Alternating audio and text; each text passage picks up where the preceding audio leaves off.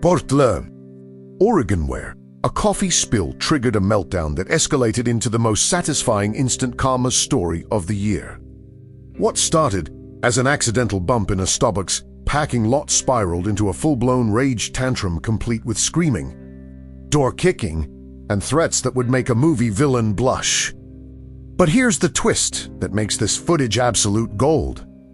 The victim of all this fury wasn't some random driver. She was a family court judge on her lunch break, recording everything on her phone, with her bailiff sitting in the passenger seat, watching this spectacular self-destruction unfold in real time. The aggressor, a middle-aged man in a business suit who apparently never learned. That coffee stains wash out, but assault charges don't spend 7 glorious minutes digging his own grave deeper with every word, every gesture, every kicked door panel. He screams $90 milhões de dólares exercides, troçuts, physically intimidated a woman half his size, and delivered the kind of unhinged performance that makes you wonder how some people function in society. What he didn't know during his Oscar-worthy meltdown was that every threat, every physical contact, every legal violation was being documented by someone who literally sentences people for this exact behavior professionally. The footage has exploded across social media with over 30 million views because the karma isn't just instant tits nuclear. This isn't a fender bender or traffic violation. This is a complete psychological unraveling captured in 4K, ending with handcuffs, a tow truck, and a court appearance where the defendant had to face the exact judge he'd been threatening.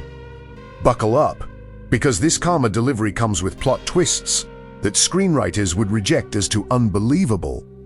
All right, before we dive into this absolute masterpiece of instant karma, I need to know something important. What state are you watching from right now? Seriously, drop it in the comments. California, Texas, New Yorkie, Sintuer. Let me know you're here. And while you're down there typing, absolutely demolish that like button if you believe karma is real. And make sure you're subscribed to this channel because we bring you the most satisfying instant karma content on the internet. Trust me, you don't want to miss what happens next. Let's get into it. Parking lots are social experiments in miniature confined spaces where strangers navigate shared territory with varying degrees of patience, awareness, and basic human decency. Most minor bumps get resolved with apologetic waves, quick insurance exchanges, and everyone moving on with their lives within minutes. This was not going to be one of those times. Sarah Chun, a family court judge with 15 years on the bench, pulled into the Starbucks parking lot during her lunch break, her bailiff Marcus riding along for their weekly coffee run and case discussion. It was a ritual they'd maintained for years, 30 minutes away from the courthouse, decompressing over lattes before afternoon dockets. Sarah navigated toward when the Norco infamous Mercedes backed out without checking mirrors or looking behind them. The collision was minor. Sarah's front bumper kissed the Mercedes' rear quarter panel at maybe 2 miles per hour, creating a scuff barely visible unless you were actively searching for it. Sarah immediately stopped, put her car in park, and reached for her phone to document the scene. Standard procedure she'd recommend to anyone. Her bailiff suggested staying in the vehicle until they assessed the other driver's demeanor, a precaution born from years of witnessing humanity's worst behavior in courtroom settings. Through the windshield, they watched the Mercedes driver emerge, and within seconds, both knew this situation was about to escalate far beyond a simple parking lot tap.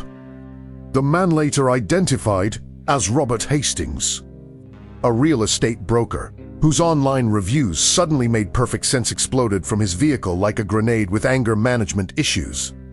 No inspection of damage, no concern about whether anyone was injured. Just immediate rage directed at Sarah's car and, by extension, Sarah herself. His face had already turned that particular shade of crimson that suggests elevated blood pressure and poor life choices converging simultaneously. Marcus quietly activated his own phone's camera. Instincts honed from years of court security recognizing when documentation becomes essential. Robert approached Sarah's vehicle with the kind of aggressive body language that makes bystanders nervously reach for their phones. His first words captured clearly on Sarah's audio weren't "Are you okay?" or "Let's exchange information." They were an expletive-filled tirade about his car's value, Sarah's driving competence, and threats about how much this minor scuff would cost her. The irony of him backing into her while blaming her apparently didn't register in his rage-clouded reasoning. Sarah, displaying the kind of professional composure that comes from managing hostile courtrooms daily, remained in her vehicle with the door locked and window cracked maybe 2 inches. Her voice, calm and measured, attempted de-escalation. "Sir, this appears to be minor. Let's exchange insurance information and let the companies handle it." This reasonable suggestion had the opposite effect of its intention. Robert interpreted her composure as dismissiveness, her locked door as cowardice, and her refusal to engage with his tantrum as personal insult requiring escalation. He circled her vehicle like a shark, examining his Mercedes' barely visible scuff, then returned to pound on her window. "Do you know how much this car costs? Do you have any idea who you're dealing with?" The classic appeals to materialism and imagined status that people deploy when they have no legitimate argument. Sarah continued recording, her legal mind already cataloging each violation: aggressive behavior, intimidation, refusal to follow proper accident procedures. Then Robert crossed a line that transformed this from unpleasant encounter into criminal behavior. He kicked Sarah's driver's door not once, but 3 times, hard enough to dent the panel and trigger her car alarm. The sound echoed across the parking lot, drawing attention from Starbucks customers, who emerged with phones already recording. Robert had acquired an audience for his meltdown, and audiences meant evidence. Multiple angles, multiple witnesses, multiple devices capturing every second of his descent into consequences. Marcus had seen enough. As Sarah's bailiff, his job involved protecting judicial officers and maintaining courtroom security. But those responsibilities didn't clock out during lunch breaks. He exited the passenger side, positioning himself between Robert and Sarah's door, and the dynamic shifted immediately. Marcus stood 6'3", carried himself with the kind of calm authority that comes from managing violent defendants professionally, and his presence alone should have signaled to Robert that this situation required immediate de-escalation. Instead, Robert doubled down. "Oh, so you need your boyfriend to fight for you?" The misogyny dripped alongside his continued threats about lawsuits, criminal charges he'd file, and his lawyer who would destroy Sarah financially. Each word dug his hole deeper, but he was too invested in his performance to recognize the grave taking shape around him. Marcus remained silent, positioned protectively, phone still recording, while Sarah made a decision that would transform this encounter from memorable to legendary. She stepped out of her vehicle, and for the first time, Robert seemed to register something in her demeanor that penetrated his rage fog. Sarah carried herself with an authority that couldn't be faked, the kind that comes from spending years commanding respect in environments where people's lives hang in the balance. She held up her phone, showing the recording clearly, and her voice carried that particular quality of someone who's about to educate a person who desperately needs it. "Sir, I'm going to give you one opportunity to stop this behavior.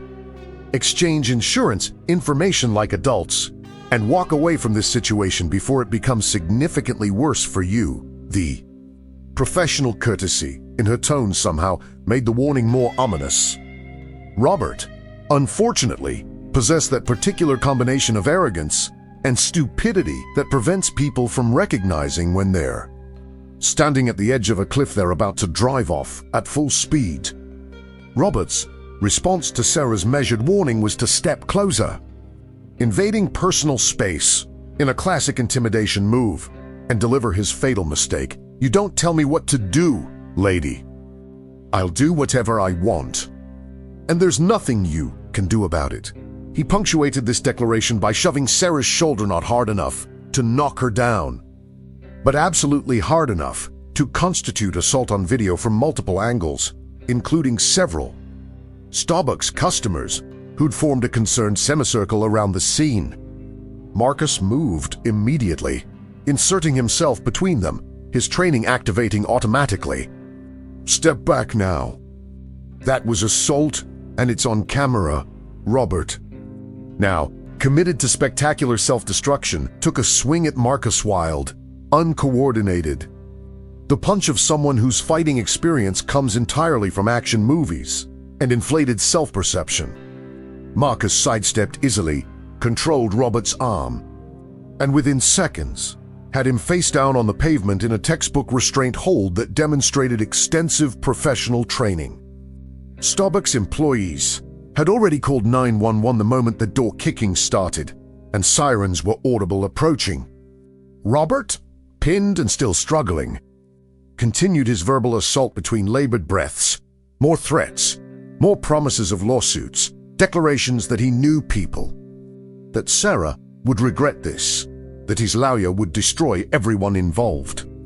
Each threat added charges to the pile, accumulating faster than Robert's brain could process consequences. Sarah, standing above this scene with her phone still recording, finally delivered the information that would transform Robert's day from bad to absolutely catastrophic. "For your information, I'm Judge Sarah Chun from Multnomah County Family Court. This is my bailiff Marcus Johnson, and you've just committed assault and battery on a judicial officer on camera in front of multiple witnesses after damaging my vehicle and threatening me repeatedly. You're absolutely right that we'll be seeing each other in court. You just didn't realize how soon or under what circumstances." The color drained from Robert's face faster than air from a punctured tire. That particular shade of pale that appears when someone realizes they've just detonated their entire life over a coffee-run parking lot bump. Portland police arrived to find a judicial officer and her bailiff maintaining control of an assault suspect. Multiple witnesses eager to provide statements, and enough video evidence to create a documentary about poor decision-making. The charges compiled like items on a grocery receipt. Assault on a judicial officer felony carrying 5 to 10 years. Criminal mischief damaging Sarah's door, menacing the threats and intimidation, and disorderly conduct. Each charge carried its own penalties. But the assault on a judicial officer was the nuclear option Oregon law treats violence against judges with extreme severity, specifically because threatening the judiciary threatens the entire legal system. Robert's $90,000 Mercedes that he'd been so concerned about, towed from the scene for evidentiary documentation, racking up impound fees while he processed into county jail. The bail hearing happened the following Monday. The presiding judge, a colleague of Sarah's, who knew her reputation for fairness and professionalism, reviewed the video evidence with increasing disbelief. "Mr. Hastings, I'm looking at footage of you assaulting a family court judge in a parking lot over what appears to be a scratch requiring maybe $200 to repair. Help me understand your thought process." Robert's attorney, clearly dealing with an unwinnable case, negotiated a plea deal that involved substantial jail time, anger management courses, restitution, and a permanent record that would follow him professionally forever. The real estate brokerage that employed Robert terminated him within 48 hours. The video had gone viral. Clients were fleeing, and professional associations don't appreciate members who physically assault judges. His wife filed for divorce, citing the incident as evidence of violent tendencies she could no longer ignore. The Professional Licensing Board opened investigations. A $200 scratch generated consequences totaling hundreds of thousands in lost income, legal fees, and destroyed reputation. This story resonates because we've all witnessed entitled meltdowns, people who think volume equals validity, who mistake aggression for strength, who believe consequences apply only to others. Robert's spectacular self-destruction serves as a masterclass in how ego and rage can obliterate a life in 7 minutes when the universe decides it's time for a teaching moment. The parking lot bump was nothing insurance would have covered it. Life would have continued. But Robert's decision to transform minor inconvenience into felony assault, specifically against someone whose entire career involves holding people accountable for exactly this behavior, represents karma at its most poetically just. He literally chose the worst possible target for his tantrum, and the universe documented every frame. If this story satisfied your justice craving, smash that like button. Drop your state in the comments below, and make sure you're subscribed because we bring you the best instant karma content on the internet.